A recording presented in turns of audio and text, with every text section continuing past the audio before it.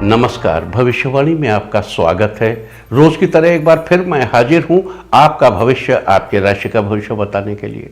आज है फाल्गुन शुक्ल पक्ष की उदया तिथि द्वादशी और मंगलवार का दिन है। द्वादशी तिथि आज दोपहर 1:12 तक रहेगी। उसके बाद त्रयोदशी तिथि लग जाएगी। आज प्रदोष व्रत किया जाएगा, साथ ही आज गोविंद द्वादशी भी मनाई जाएगी। आज पूरा दिन पार करके कल देर रात 3:42 तक सुकर्मा योग रहेगा। साथ ही आज रात 11:33 तक आश्लेषा नक्षत्र रहेगा। आगे हम इसी पर विस्तृत चर्चा करेंगे। साथ ही आज अगर आपका बर्थडे है तो क्या करें, और अगर आज आपकी मैरिज एनिवर्सरी है तो क्या खास करें, क्या है आपका आज का लकी कलर और क्या है आपका आज का लकी नंबर। आज अगर बिजनेस शुरू करना है तो कितने बजे शुरू करें, नाम के अक्षर के हिसाब से, क्या आज दुश्मन ज़ेर होगा या दोस्त की किस्मत का दरवाज़ा खुलेगा, किस अक्षर का आज क्या है भविष्य। जारी रहेगी चर्चा हमेशा की तरह वास्तुशास्त्र और सामुद्रिक शास्त्र की। आज कौन सी दिशा होगी शुभ और आज आपको खाने में क्या नहीं खाना है, और ये सब जानने के लिए रोज़ की तरह आज भी हमें पढ़ना होगा एक कदम आगे। लेकिन एक कदम आगे बढ़ने के पहले बातचीत युद्ध की भविष्यवाणी की। पिछले हफ्ते हमने आपको बताया था 7 तारीख को कि इस युद्ध का रूस और यूक्रेन के एक्सपोर्ट पर क्या फर्क पड़ेगा।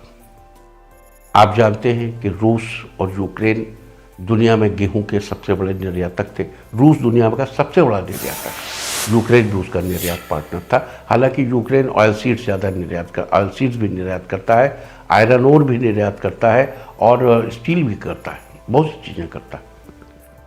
अब इसके बाद देखिए, अभी जो दुनिया में चल रहा है, यानी कि यूरोपियन यूनियन कहती हैं कि हम उनसे पेट्रोल और एनर्जी लेना, गैस लेना बंद कर देंगे रूस से। अमेरिका प्लान बना रहा है भी कि वो गैस की सप्लाई कम कर देंगे, प्लान बना रहे।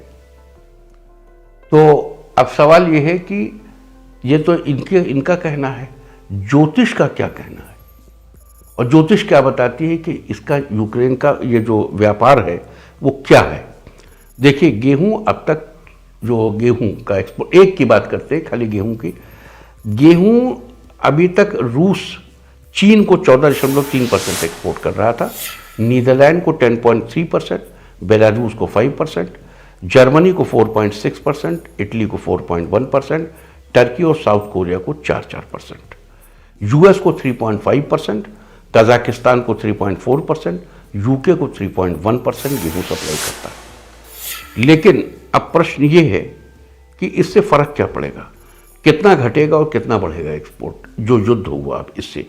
तो चीन का एक्सपोर्ट बढ़कर 15.6% हो जाएगा, नीदरलैंड का 10.3 ही रहेगा, बेलारूस का 5 से बढ़कर 6% हो जाएगा, जर्मनी का 4.6% से बढ़कर 6.2% हो सकता है।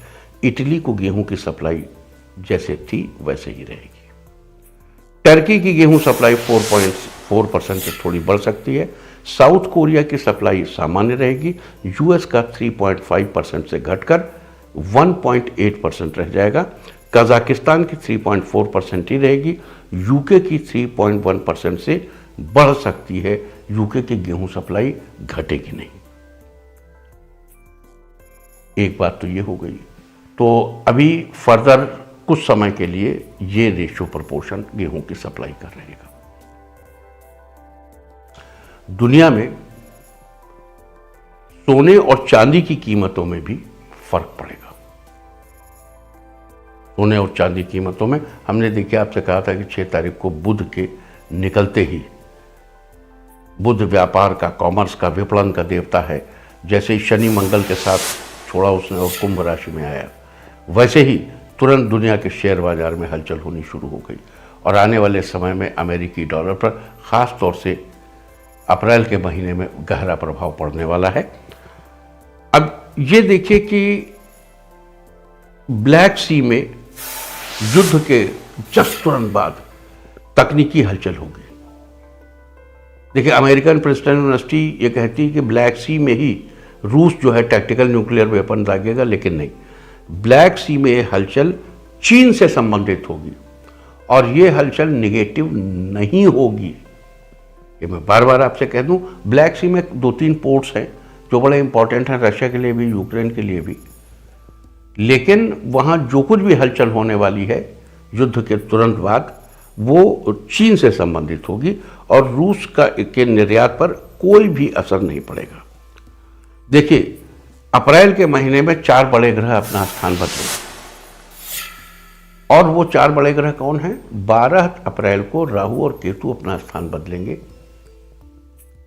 13 अप्रैल को गुरु अपनी राशि कुंभ छोड़कर मीन राशि में आ जाएगा और 29 अप्रैल को शनिदेव अपना स्थान छोड़कर अगली राशि में आ जाएंगे, मकर राशि छोड़कर कुंभ राशि में आ जाएंगे।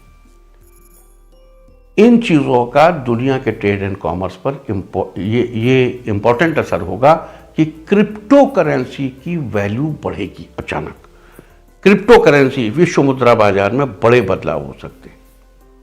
ट्रेड और कॉमर्स में क्रिप्टो करेंसी आ सकती है और विश्व मुद्रा बाजार में एक बात की हम लगातार पैरवी करते रहे हैं कि विश्व मुद्रा बाजार में एक नई विश्व मुद्रा का आविष्कार होगा। समस्त की सहमति से एक नई विश्व मुद्रा बाजार में आएगी।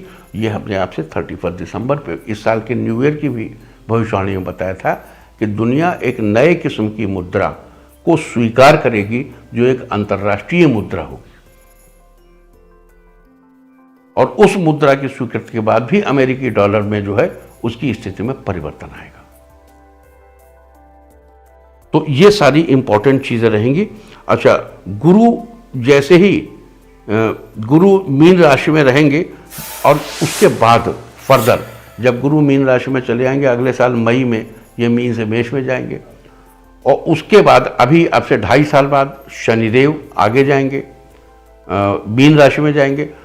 उस समय 2025 से 2029 समय के बीच का जो समय है, इस 5 साल बाद विश्व स्तर पर बड़ी हलचल होगी जो वैश्विक बाजार है। लेकिन अभी फिलहाल चूंकि युद्ध की बातचीत चल रही है और हम युद्ध से रिलेटेड बातचीत ही कर रहे हैं, तो ट्रेड और कॉमर्स पे इस तरीके का फर्क आएगा। यहाँ आपको याद दिला दूं कि यूक्रेन की जनपत्रिका में ग्रहों का क्या बदलाव हो रहा है, इस बात को आपको समझ लेना चाहिए। यूक्रेन की जनपत्रिका में राहु भाग्य स्थान पर, केतु पराक्रम में और गुरु महाराज अष्टम जा रहे हैं और शनिदेव 7th हाउस में गोचर करेंगे। ये जैसा हमने आपको बताया कि 12 अप्रैल को राहु केतु बदलेंगे स्थान, 13 अप्रैल को दोपहर बाद 3:30 बजे गुरु महाराज अपना स्थान बदलेंगे और 29 अप्रैल को शनिदेव अपना स्थान बदलेंगे और शनिदेव यूक्रेन के 7वें स्थान पर बैठकर लग्न को पूर्ण दृष्टि से देखेंगे। ये बड़ा महत्वपूर्ण होगा यूक्रेन के जो एक्सपोर्ट्स हैं, जो उनका व्यवसाय है, उनको सुसज्जित करने का या एक्सपोर्ट को बनाए रखने का या अपनी मुद्रा को सुरक्षित रखने का और उनके विपणन और व्यापार को संतुलित करने के लिए ये बड़ा महत्वपूर्ण समय होगा और इस दौरान अमेरिका को बहुत सावधानी बरतनी होगी। इंडिया टीवी हर वक्त हर जगह डाउनलोड करने के लिए सर्च करें India TV news Google play store या ऐप स्टोर पर।